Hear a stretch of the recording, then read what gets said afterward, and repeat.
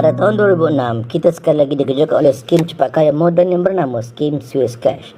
Skim ini bergerak secara pantas dan global dengan penggunaan internet. Ia bergerak secara rentas sepadan dan 24 jam 7 hari. Skim yang kononnya berasal dari Switzerland ini dianjurkan oleh dua orang rakyat Malaysia iaitu Albert Lee dan Amir Hassan. Skim yang disertai oleh beribu peserta ini menyasarkan bukan sahaja rakyat Malaysia, malahan pelabur-pelabur dari selatan negara seperti Indonesia, Iran, Jepun, Amerika dan banyak lagi. Skim ini juga dikatakan disiasat oleh US SEC iaitu Badan Kawasan di Amerika Syarikat. Skim ini berakhir dengan pendakwaan individu terbabit iaitu Albert Lee dan Amir Hassan dan persetujuan penyelesaian yang berjumlah RM31 juta ringgit. Kita saksikan video dari DH ini. Saksikan.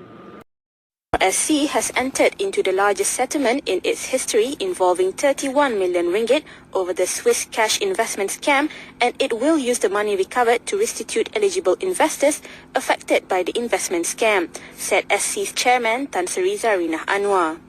The payment is made possible following a consent judgment entered on November 6, 2009 with two Swiss cash defendants, Albert Lee Ki Sian and Amir Hassan. This marks the SC's 3-year investigation including cross-border to pursue the mastermind of the Swiss cash scam in Malaysia. So far, 3,000 people have lodged complaint to the SC alleging losses. Speaking at a press conference, Zarina said the investors were Malaysians and some foreigners. She said the first batch of payments was expected to be made by early next year. However, there would be several stages involved, including submitting the criteria for investors' eligibility to court, appointing an administrator, and also placing of advertisements in newspaper.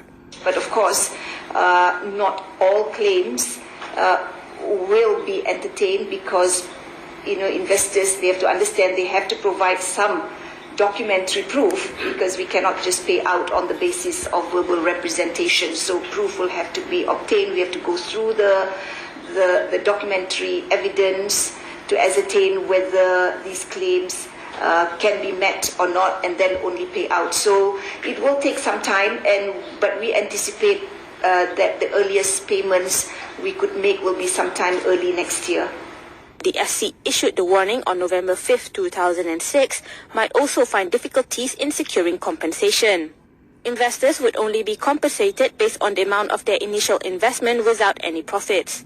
The SC would also soon publish a notice setting out the process for Swiss cash investors yet to register their claims. Zarina stressed investors in illegal scams could not expect the regulators to help regain their investment, pointing out Swiss cash was an exception as the funds were recovered by SC's effort and close cooperation and support from SC's counterpart in various countries. As on the profile of the investors that were duped in the scam, Zarina said it was surprising as 80% were professional, males and the rest housewife, teachers and older people. She said the same investors had even invested in the region of several million ringgit.